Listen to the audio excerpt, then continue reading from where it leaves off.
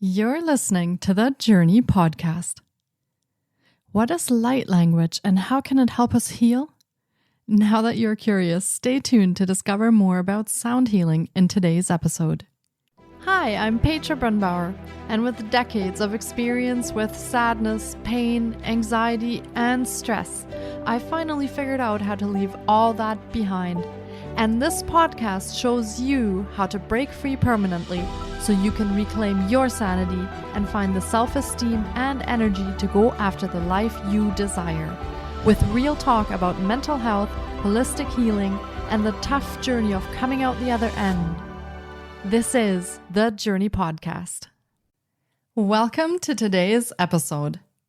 When we think of sound healing, the first thing that might come to mind are Tibetan singing bowls, crystal bowls, and maybe gongs and drums. But in addition to instruments, we can also use our voice to support healing. In this episode, we connect with an amazing singer, songwriter, and sound healer to find out more about how she interprets and channels sound healing.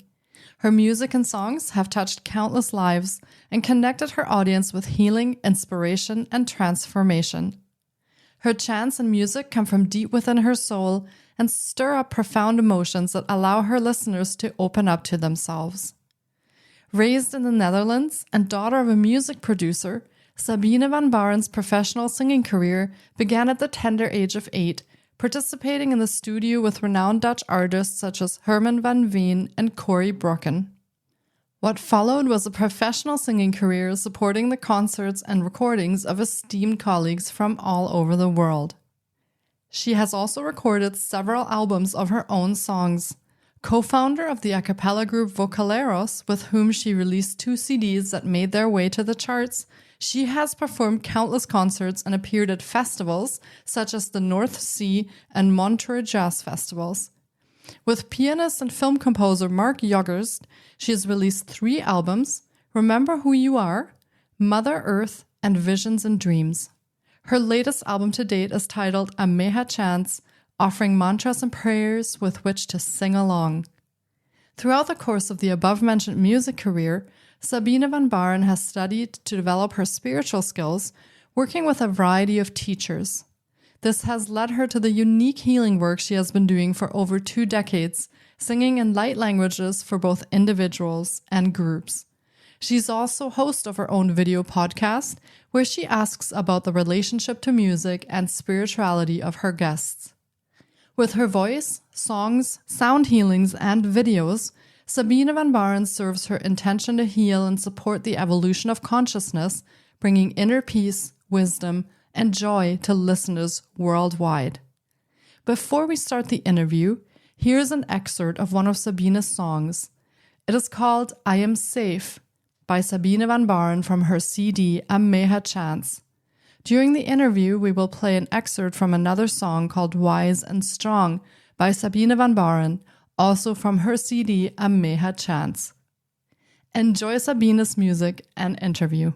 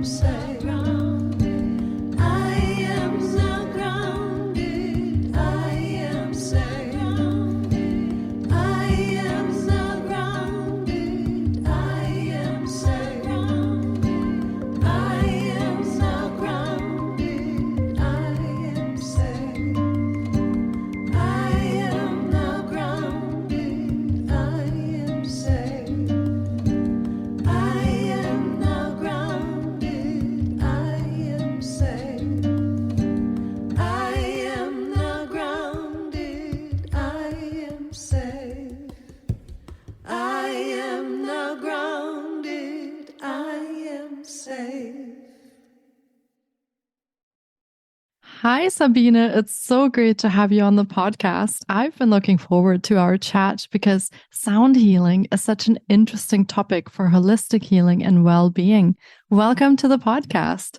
Oh, hello, Petra. I'm so happy to be here and I'm really looking forward to our talk. And to start, can you share a little bit about yourself and your story? Well, how many hours you have? I'll make it short. I'm born in the Netherlands in Europe and I'm raised in a family of music. My father was a musician. And so a very young child I was already involved in recording and having to sing. I say having because it was not my wish. And eventually, after moving into many different lands and countries, I landed in Germany, where I started a musical career. I started to sing professionally, and I've been working since till now with a variety of all kinds of musicians and programs and sizes of halls, like very small till huge audiences. Well, I feel very blessed and thankful that I had this amazing career because, I think I belong to the lucky ones. But at the same time, I think it was because of my raising and the pressure I had as a little child to have to sing. There was always this fear involved in me. I worked a lot on that. I did a lot of spiritual workshops and meditations and a big variety of learning things when I came to Germany, parallel to my musical career. Yeah, which eventually led to what I'm doing now. Wow, thank you so much for sharing that. And what was it like working as a full-time artist? You said you experienced some fear, but I can imagine as a child that would have been quite difficult to have to do this full-time. And as you're growing up, a teenager coming into adulthood, what was that like doing this full-time? Well, I wasn't doing it full-time as a kid, and I started professionally when I was, I would say, around 20, in my early 20s. But of course, as a kid, I did a few recordings for some Dutch singers, and that was quite stressy. In fact, I don't really know anymore. I think it's somewhere in my cellar.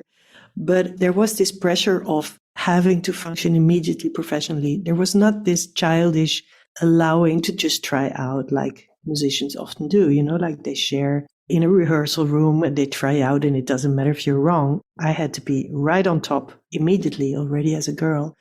Yeah, and then moved a lot to other countries, which is always not so easy for a kid.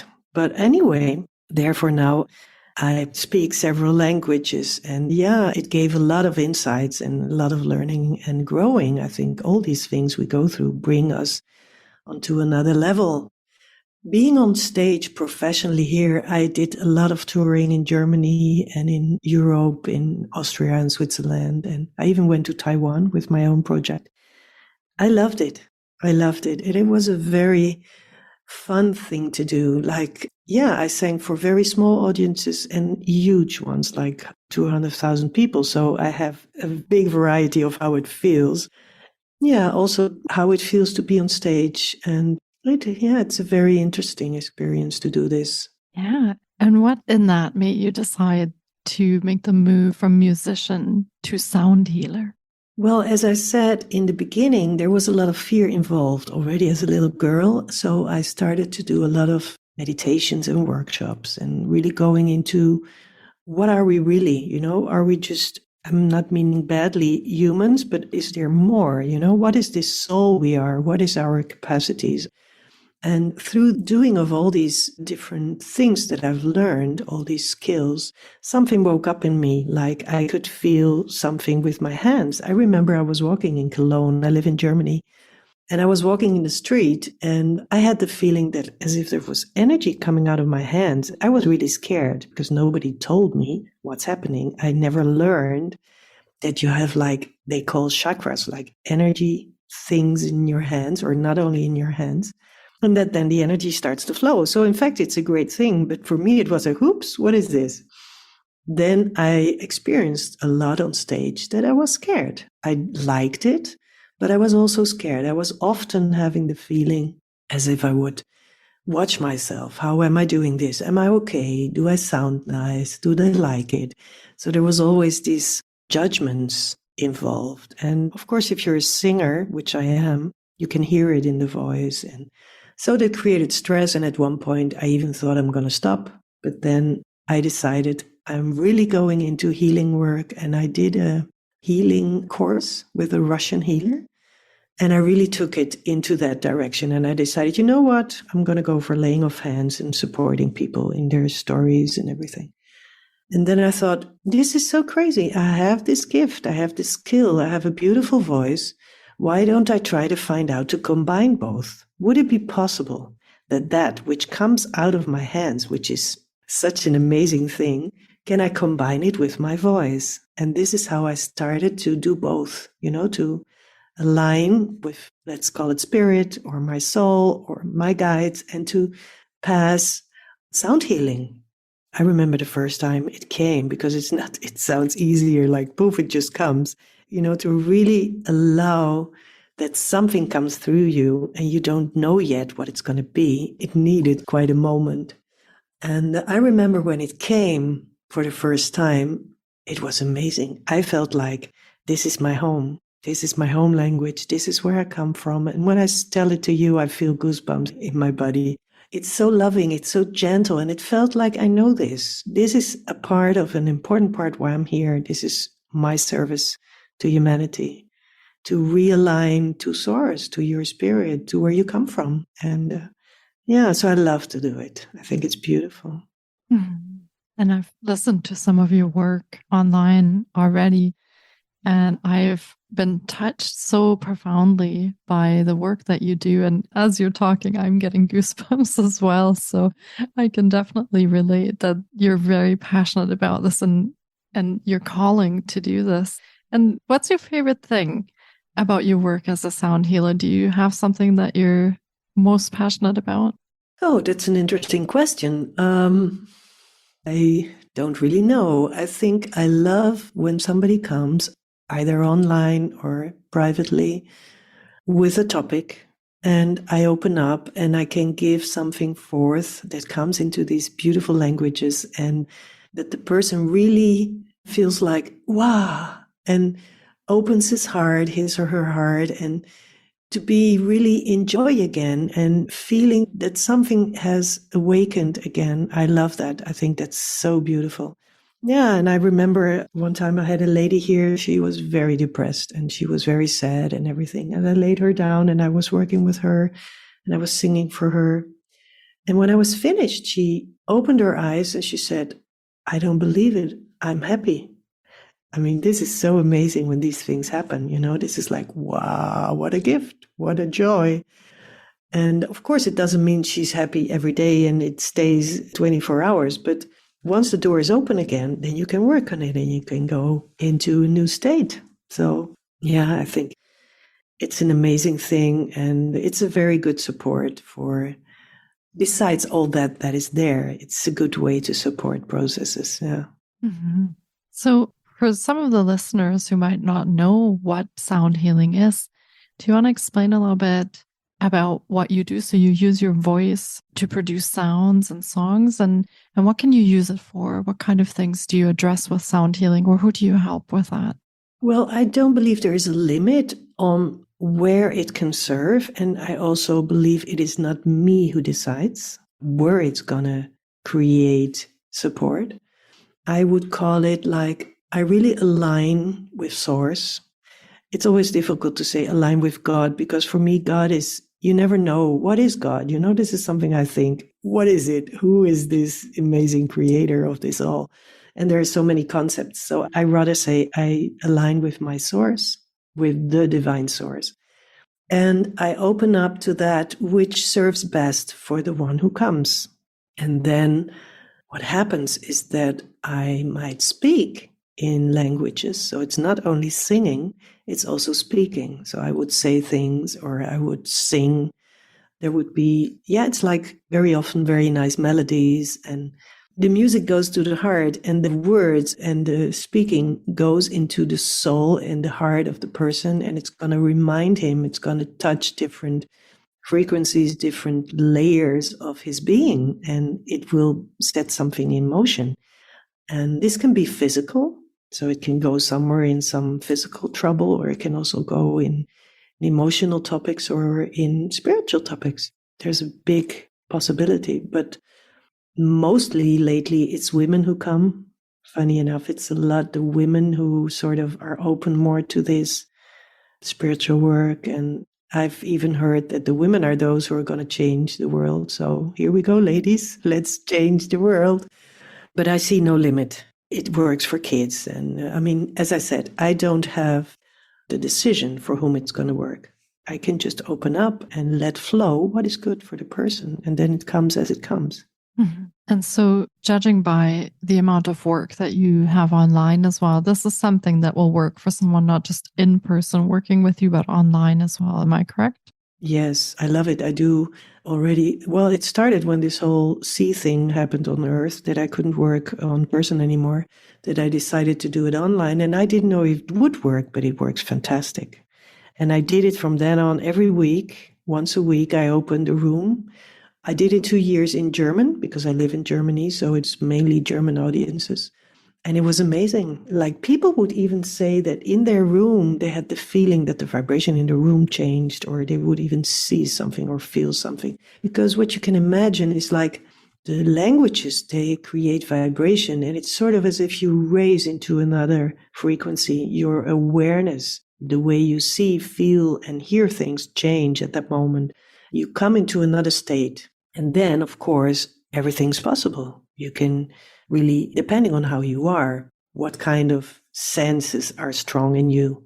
You know, like you have people who are more seers. They will maybe see things or get visions or even get visitors.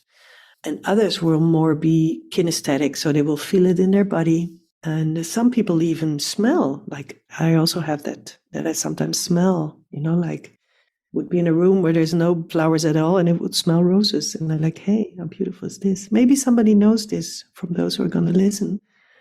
What I like about it, this is something we haven't learned. This is something that is not so well known, but it is there. This is this part that I like to feature in us because it's that which we all have. And it should be featured. It should be nourished more so we become more whole.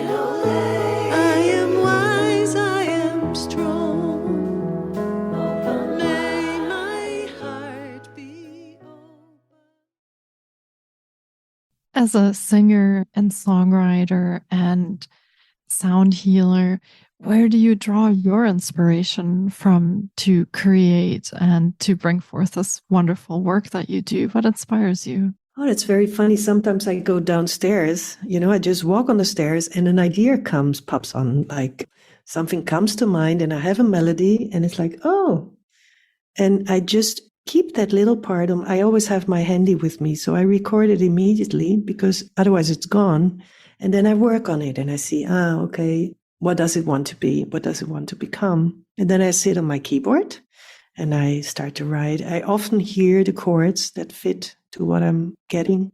So a part of it is also receiving, you know, like as if somewhere everybody who is into music has that at some point, that you have, like, you're inspired. That's what it is. And I often have it when I'm in motion, like when I'm in the car or when I'm going down the stairs or on a bike or something, then these ideas pop up.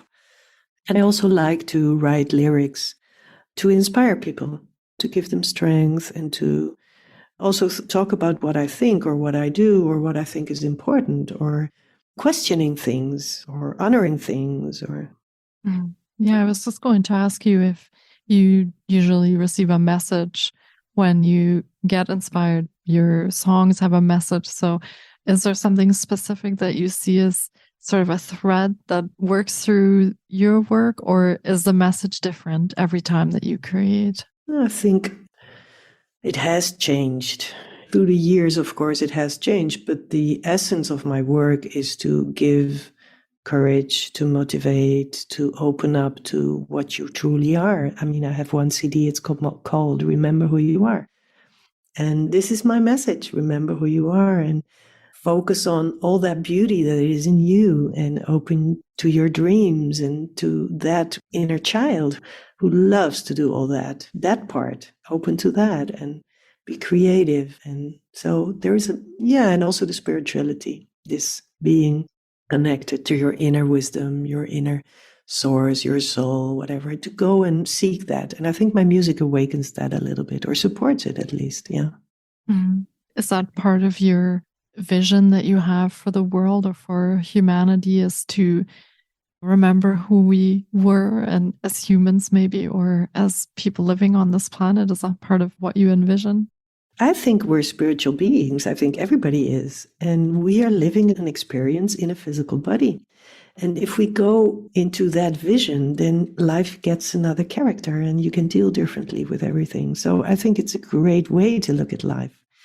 It helps to also to be more at peace with what happens, and to learn to trust more, and also to ask your soul, what is it you want to live here? Why are you here? What is it you want to create through me? I like that. I like that idea, to really come to sort of talk to your inner wise soul or spirit, and to say, okay, what is the best you want me to do this year? And not to be so much involved in our personality, because the personality is raised with teachings, with parents, with trauma, pain, etc., etc. And if we go into the world with that, which is also important, because I don't want to say it's bad, but it's better to focus on the other and to be guided. I think it's, on the long run, that's what we truly are. And that's what also going to stay when we're not here anymore. So I think it's interesting to try to stay on that line. And of course, it's a belief, but I believe in it. And I think it's the way to heal the planet, to heal life, to be in unity, to be connected. Yeah. Yeah, absolutely. And you and I talked a little bit before we did this interview. And I'm wondering, as we go through difficult situations, things that are maybe physically or emotionally difficult for us, challenging situations that really sometimes touch us to the core, do you feel that what you create, your music and your sound healing, it can help people sort of come through those experiences and open up something bigger for them? Yes, I've had many experiences with people, like, for instance, somebody who would die. They would be the last 2 weeks of their lives, and they would play a song of mine, which is called Be at Peace or With You, and they would play it the whole day, and it would create a vibration in the house, which supported them very strongly. And I very often have this feedback of people who go to their work, they play my CD before they go, and they go already in their work in another spirit. They don't go there, oh, what do I have to do again? And woo, but they go with a sort of acceptance and joy, and they go with a good vibration into their work. And then when they go home, they put it again to go home. And for a lot of people, it's a great way to support their lives, many different ways. And I also do it sometimes when I'm hanging. I mean, of course, I'm hanging too. I would take a CD and I would sing along. For instance, I have a CD to sing along. And then after a while, I'm like, oh, why don't I do this more often? Because I feel what it does to me, which I often forget to do myself. It's always easy to help others. And so I think, yes, there's a big power, supportive power in my music, definitely. Yeah. Yeah.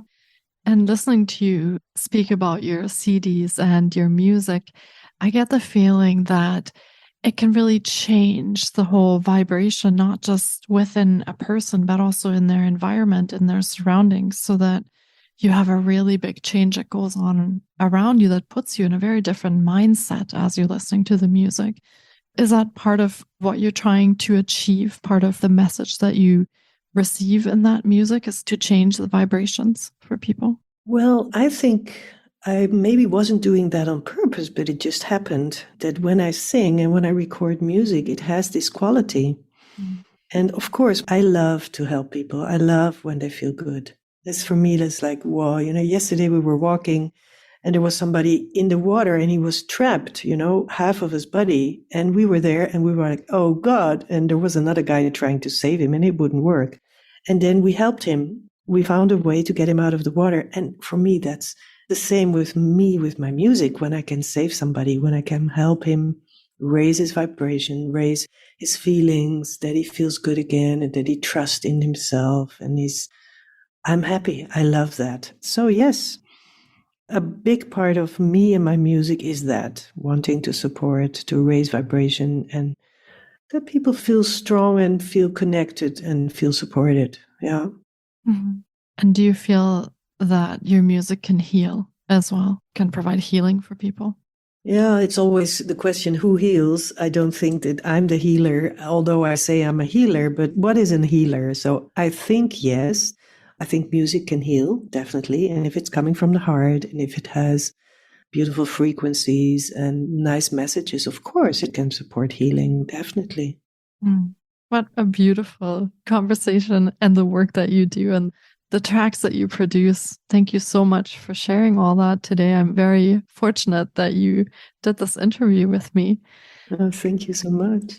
I just want for our listeners to share a little bit, maybe any programs or services that you have available, how they could connect with you if someone wanted to work with you, for example. Do you offer any one-on-one work, or do you offer any programs that someone could partake in? Well, I do offer one-on-one work. Of course, if somebody is far away from where I live, I can do it via Zoom, which works perfectly well. I'm also planning to do like a community thing where I'm going to offer more different things. And then I offer these sound healing events in a group, very often with a topic, like I would choose some topic, and then we talk about it, and then I get this sound healing. And then I have all this music that you can download and listen to. And of course, I would be happy if you take it from iTunes or Apple or something, because maybe all the listeners don't know, but Spotify is for musicians. I mean, it's nice if you listen to it, but it's not very supportive for us, for our work. I have a lot on YouTube that you can listen for free. I love the one-on-one work, and I'm also doing retreats and things. And so, yes, there's different possibilities. Perfect. And Sabine mentioned she does have a YouTube channel where you can enjoy a lot of her work and her music and listen to it. And we will be linking to all of Sabine's offerings in the show notes as well. So be sure to check there on how you can find her music and how you can support her or even work with her if you feel aligned to do that. This has been another incredible episode, and I really hope our listeners have enjoyed the journey into sound healing as much as I have.